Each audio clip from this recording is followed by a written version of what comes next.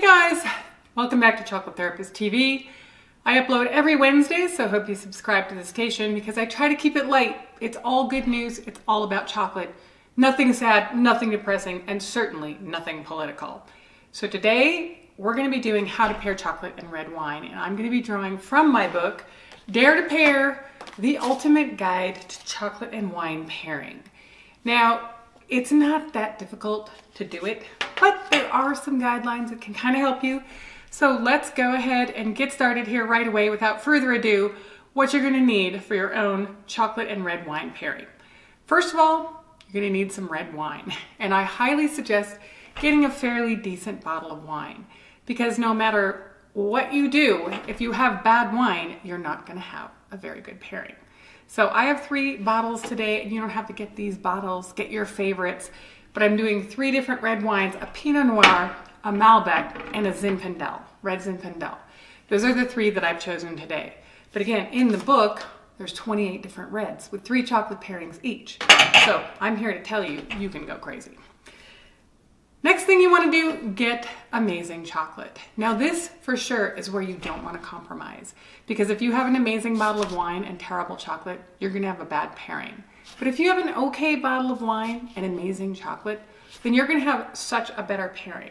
So I would suggest getting all natural, no dyes, no preservatives, not too much sugar. And because of that, I'm going to be using chocolate from our shop, The Chocolate Therapist. But feel free to get any chocolate that you want. We just happen to specialize in pairing chocolate, and I'm drawing out of the box, the wine pairing box today. Some of the milk, some of the dark. They're made with pure chocolate, organic flavoring oils, and then just a little bit of coconut oil to soften the center. Once you have your great, amazing chocolate and wine, and if you don't have it, stop the video and go get it right now. Presuming you now have your amazing wine and your fabulous chocolate. First thing you're going to be doing, of course, pour a little bit of wine into the glass and give it a moment to breathe. Now, I'm starting with the Pinot Noir because anytime you're doing a pairing, you want to start with the lightest wine, and that's the lightest wine that I have today. So you are going to be picking up the first piece of chocolate and you hold it in your hand for a minute because that starts to melt. Chocolate melts at 94 degrees Fahrenheit. So once it starts to melt, it releases a scent into the air. So next you want to take a good long smell of the chocolate because so much of what you taste comes from your sense of smell. So don't skip this part. Once you have that done, go ahead and take a bite, which you're going to do. I'm not because I'm doing the video. But when you do that, you take a small bite, not a huge bite.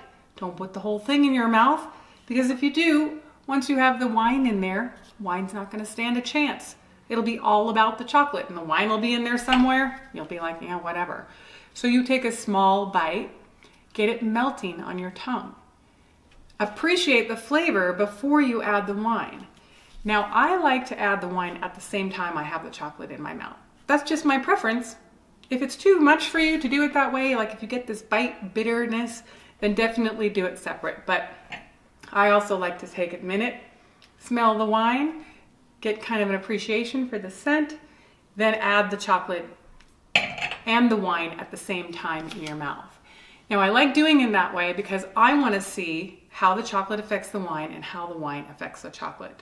But I've done it with plenty of people who prefer to do them separately, so it doesn't really matter which one you do. Now I'm going to tell you which chocolates I've chosen and why with these particular wines, but no method to the madness. I mean, really the best thing to do just get a box of chocolates, bottle of wine, work your way through the whole box.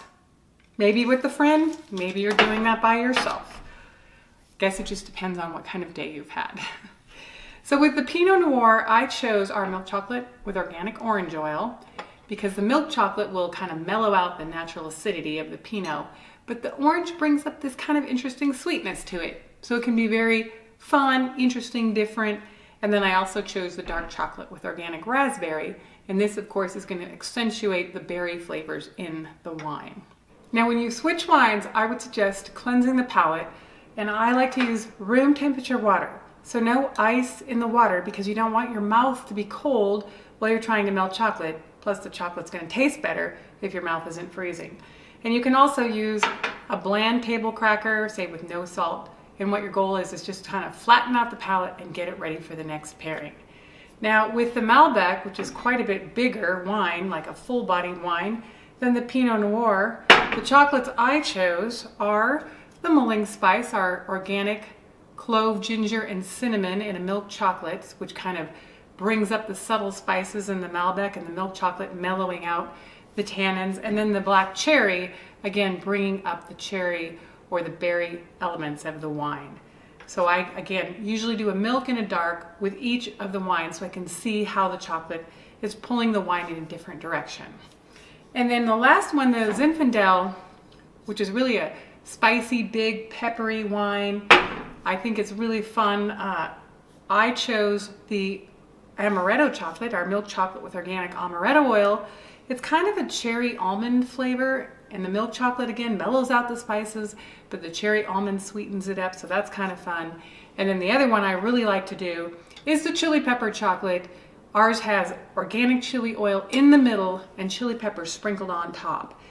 When I do that pairing with the chili pepper, it's kind of a late flavor. Like you put the chili in, let it sit on your tongue, start to feel the spice and the burn, then add the wine at the same time, and you get kind of this fire-breathing dragon thing kind of coming out of the back of your tongue, and it's really fun.